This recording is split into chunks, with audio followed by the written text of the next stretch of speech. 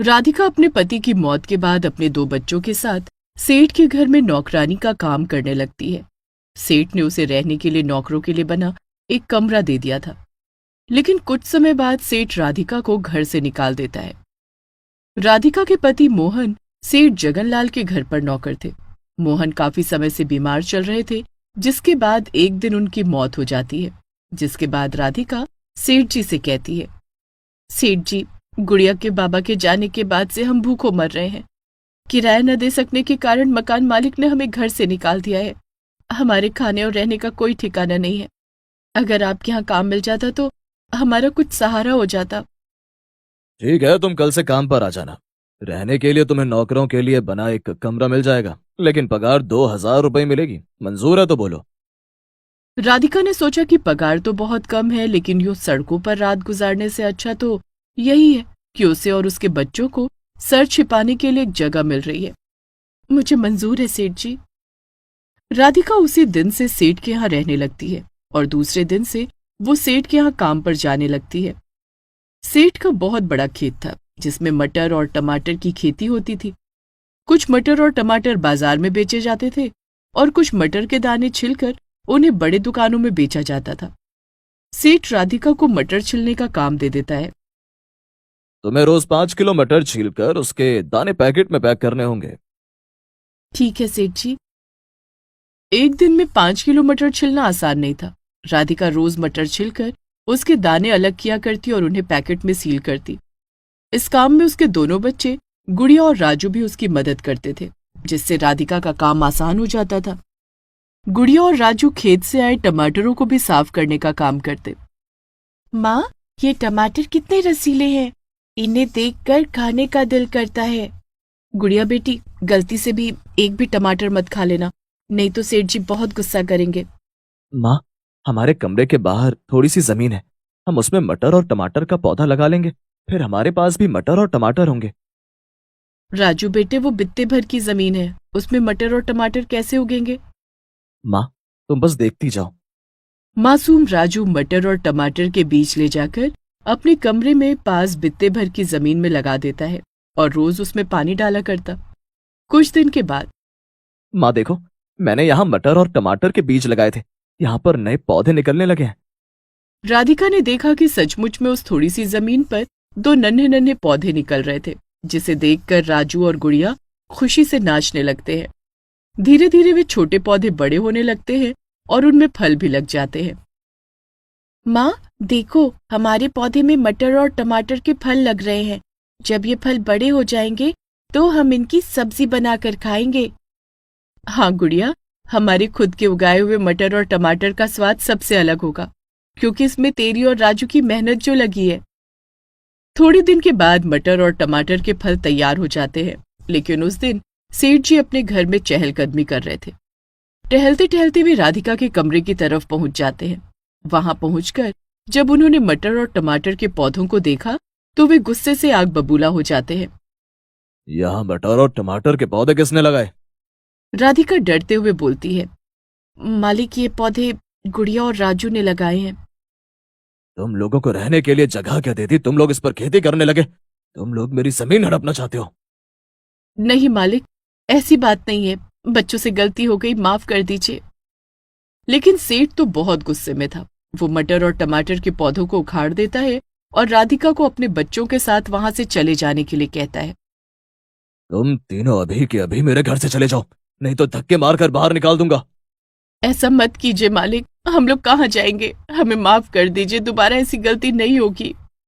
नहीं, तुम लोगों को अभी मेरे घर से जाना होगा, निकल जाओ यहाँ से।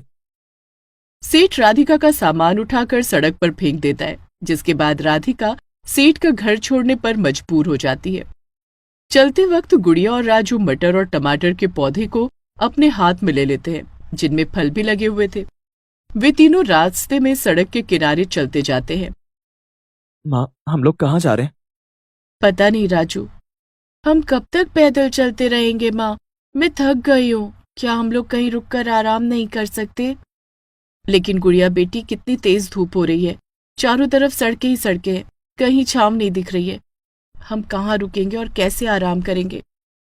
तभी राजू कहता है, माँ, मुझसे बोर नहीं चला जाता, ऐसा कहकर वो दोनों अपने हाथों से मटर और टमाटर के पौधों को जमीन पर रख देता है और वहीं बैठ जाता है। राजू बेटे, ऐसे सड़क के किनारे मत बैठ, कपड़े गंदे हो जाएंगे। नहीं माँ, मुझसे अब और नहीं चला जाता। माँ, मुझसे भी और नहीं चला जाता, मेरे पैरों में बहुत दर्द हो रहा है। गुड़िया भी राजू के पास बैठ जाती है। तभी मटर और टमाटर के पौधों का आकार धीरे धीरे बढ़ने लगता है। ये कैसे हो सकता है? मुझे मेरी आंखों पर विश्वास नहीं हो रहा है। ये पौधे बढ़ कैसे रहे हैं? गुड़िया और राजू भी आश्चर्य से नजारा देख रहे थे।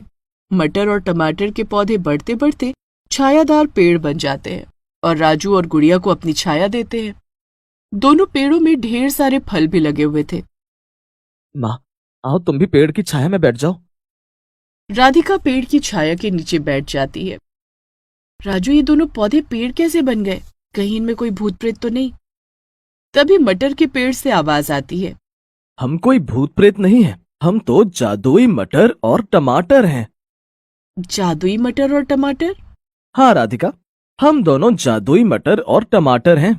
जब राजू और गुड़िया अपने नन्हे नन्हे हाथों से हमें जमीन में लगा रहे थे, उसी समय एक परी ने उन्हें ऐसा करते हुए देख लिया और अपने जादू की छड़ी से हमारे अंदर जादू डाल दिया ताकि हम दोनों तुम लोग की मदद कर सकें।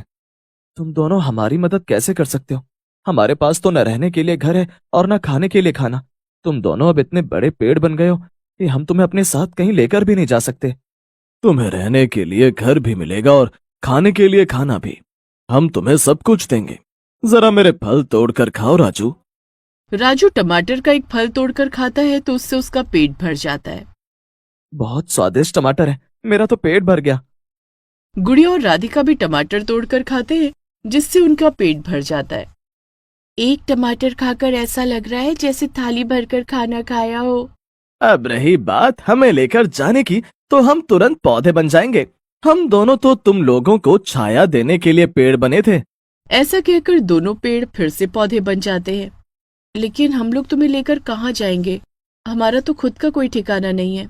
राधिका, हम तुम्हारे लिए घर बना देंगे और हम तुम्हें एक खेत भी देंगे जहां तुम हमारे बीज लगाकर जादुई मटर और टमाटर की खेती कर सकोगी।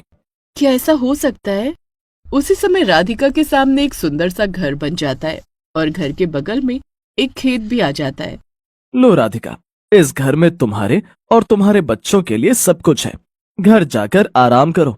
कल से अपने खेत में जादुई मटर और टमाटर की खेती शुरू कर देना। राधिका, गुड़िया और राजू तीनों दोनों पौधों को लेकर घर के अंदर जाते हैं। माँ, इस घर में तो बिस्तर भी लगा है, बैठने के लिए कुर्सी भी है। यहाँ खाने का सारा इंतजाम भी है। राधिका किचन में जाती है तो देखती है कि वहाँ खाना बनाने के लिए सारे बर्तन मौजूद थे और सारे डब्बे राशन से भरे हुए थे। राधिका खाना बनाती है और वो तीनों खाना खाकर सो जाते हैं। दूसरे दिन सुबह उठकर वो तीनों खेत पर जाते हैं और खेत में जादुई मटर और टमाटर के बीज लगा देते हैं।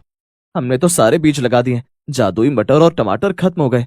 चिंता मत करो, हम जादुई मटर और टमाटर हैं, हमारे बीज कभी खत्म नहीं होंगे। जादुई मटर और टमाटर के पौधों में दोबारा से फल लग जाते हैं। वाह, तुम दोनों ने तो हमारी सारी टेंशन ही खत्म कर दी। अब तुम्हारे खेत में जादुई मटर और टमाटर की खेती होगी। लेकिन खेत में उगने वाले मटर और टमाटर में क्या जादू होगा? इस खेत में उगने वाले मटर और टमाटर से बनी थोड़ी सी सब्जी से पूरा गांव खाना खा सकेगा। अच्छा, फिर तो मैं पूरे गांव में भंडारा करूंगी। राधिका और दोनों बच्चे खेत में बीज लगाकर घर आ जाते हैं। कुछ दिन की देखभाल के बाद खेत में जादुई मटर और टमाटर के फल लग जाते हैं। राधिका थोड़े मटर और टमाटर रख बाकी सारे मटर और टमाटर बेच देती है। बचे हुए मटर और टमाटर से वो सब्जी बनाती है और साथ में पूरी बनाती है। जिसके बाद राधिका और दोनों बच्चे सड़क के किनारे भंडारा लगाते हैं और आने जाने वाले लोगों को मुफ्त में खाना खिलाते हैं। इस सुनसान जगह पर मटर और टमाटर की इतनी स्वादिष्ट सब्जी इससे पहले मैंने कभी नहीं खाई। बहन जी, आपका बहुत बहुत धन्यवाद। आप राहगीरों का ध्यान रखना तो हमारा फर्ज है भैया। भंडारे के पास गरीबों का हुजूम उमड़ पड़ता है। राधिका और दोनों बच्चे गरीबों को भरपेट खाना खिलाते हैं, जिससे गरीबों का पेट भी भर जाता है और उन्हें सुकून भी मिलता था। जादुई मटर और टमाटर के कारण राधिका और उसके बच्चों को पुण्य कर्मों का भी फल मिलने लगा। धीरे धीरे राधिका की गरीबी दूर होती गई। राधिका ने दोनों बच्चों को स्कूल भेजना शुरू कर दिया और खेत में अकेले ही काम करती। स्कूल से लौटकर दोनों बच्चे राधिका की खूब मदद करते। इस तरह से उनकी जिंदगी अब पहले से ज्यादा अच्छी हो जाती है।